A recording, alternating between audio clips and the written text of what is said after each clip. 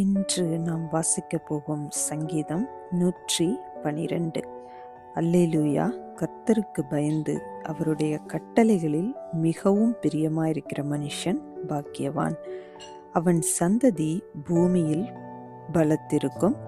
செம்மையானவர்களின் வம்சம் ஆசீர்வதிக்கப்படும். ஆஸ்தியும் ஐஸ்வர்யமும் அவன் வீட்டில் இருக்கும்.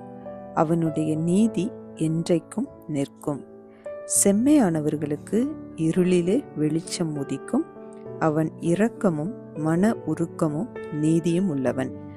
இறங்கி கடன் கொடுத்து தன் காரியங்களை நியாயமானபடி நடப்பிக்கிற மனுஷன் பாக்கியவான். அவன் என்றென்றைக்கும் அசைக்கப்படாதிருப்பான். நீதிமான் நித்திய கீர்த்தியுள்ளவன்.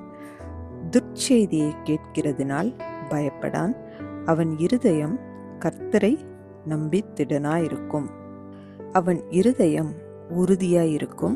அவன் தன் சத்துருக்களின் சரிக்கட்டுதலை காண மட்டும் பயப்படாதிருப்பான். வாரி இறைத்தான், ஏழைகளுக்கு கொடுத்தான்.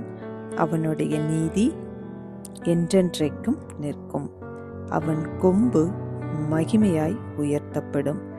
துன்மார்க்கன் அதை கண்டு மனமடிவாகி தன் பற்களை கடித்து கரைந்து போவான். துன்மார்க்கருடைய ஆசை அழியும்.